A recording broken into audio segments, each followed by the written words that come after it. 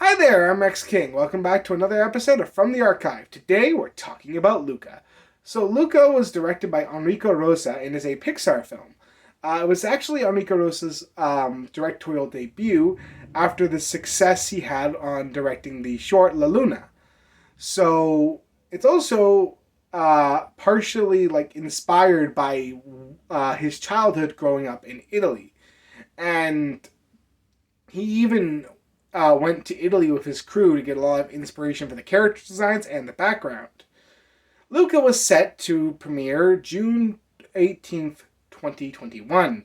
However, that was in the middle of the pandemic, so it went straight to Disney Plus, being one of three Pixar films to ultimately get that treatment, including Soul and Turning Red.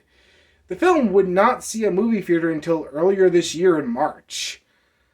And as a result, I really can't tell you how well the film did, as box office numbers being measured in a streaming service environment are a lot different than box offices measured at a movie theater. So I cannot tell you how successful the film is financially, but I can tell you that the film was very successful critically. Most critics found it very sweet and very enjoyable. And they did feel it was a little bit simple for a Pixar movie. What do I think? Well, let's talk about it. So, Luca follows Luca, played by Jacob Tremblay, who is a sea monster who basically has a lot of questions about the outside world, specifically the surface. However, his parents forbid him from going anywhere near the surface because they fear for his life. So he spends his days herding goatfish. Yeah, I'm not sure why he does this. And he does this until he meets Alberto, a more outgoing sea monster who actually lives on the surface and reveals to Luca that when they're on the surface, as soon as they dry out, they basically look human. However, whenever they get wet again, they basically turn back into looking like a sea monster. So he basically presents this idea that Luca could potentially go up on land whenever he wants. However, Luca initially rejects this, but ultimately comes around and starts hanging out with Alberto, and they become really good friends. Right up until Luca's parents find out about all this and threaten to send Luca to the bottom of the ocean to keep him far away from the surface. Luca runs away because of this, and basically, after telling Alberto the situation, Alberto and him come up with this idea to go to the human village of Porto Rosa, which is where they can possibly get a Vespa, which they believe represents freedom. And that's where they go to. Once they get to Porto Rosa, they realize that it's going to be a lot harder to get a Vespa, and they meet this girl named Julia, who basically tells them about this race, where they can, if they win, they can get enough money to purchase a Vespa. So they decide to form a team to compete in this big race. And that is the basic story of Luca. And honestly, I really enjoy this film. I really love the story and how simply sweet it is. It's just about friendship and basically discovering who you are and accepting who you are, and really trying to find the people who will accept you for who you are, not trying to change who you are for acceptance. And I really like that, as I really love how we explore Luca as a character, as he starts from a very shut-in and introverted character who really has all these curious questions and just needs that encouragement to take that first step to actually answering the questions he has. And as soon as he meets Alberto, he finally finds that person to push him to those extremes. Even to points when he starts to really disagree with Alberto and see things a little bit differently. And I really like Luca as a character as a result. It shows a depth that we don't usually get in a lot of characters like this. Usually we just get the blind curiosity, but here we get a character who really wants to explore and actually learns along the way how to accept who he is and open up to people around him. And I really enjoy that. Now, a lot of people who complain about this movie will point at the relationship between Luca and Alberto as being something sexual or something allusion to homosexuality. One, that should never be a problem. Two, I don't see it.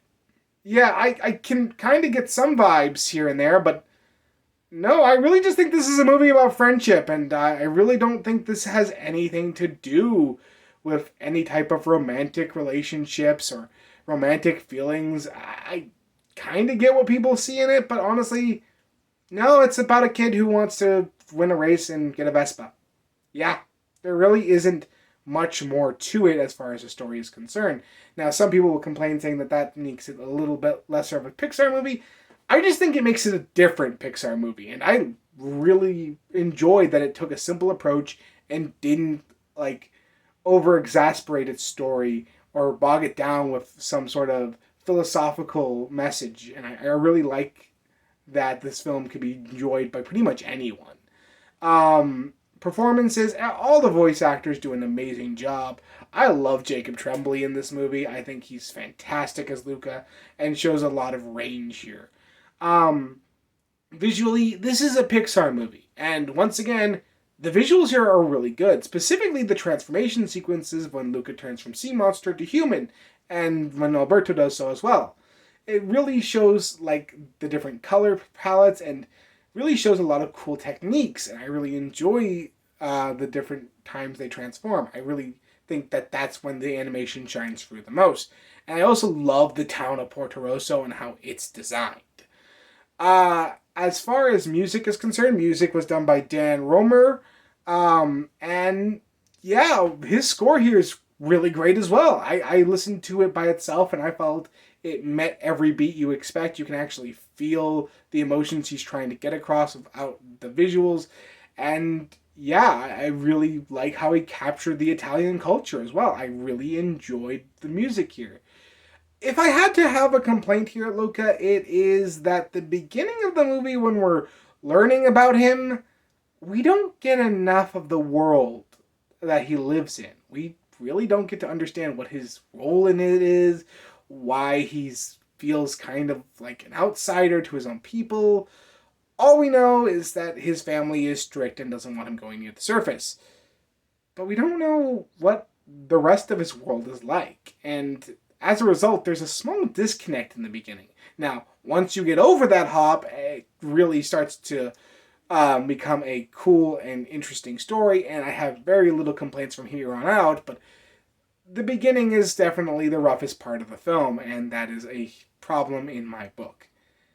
But overall, the film is still really good, and I do recommend checking it out. Now, do I recommend that you stream it or buy it? So as far as special features are concerned, there's a couple in making ofs that talks about the different casts, the characters, and basically when they went to Italy, what they did and how they came up with the designs by looking around the towns that they went in.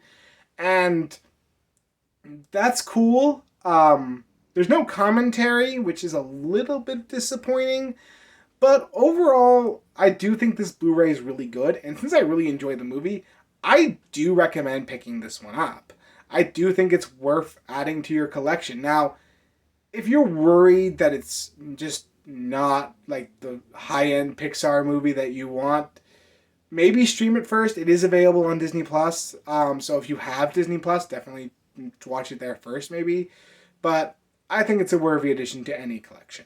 Anyway, that's my opinions on Luca. What do you think if you've seen it? Let me know in the comments below. And next week, oh boy, we're heading back to the Best Picture well for The Sound of Music. See you then.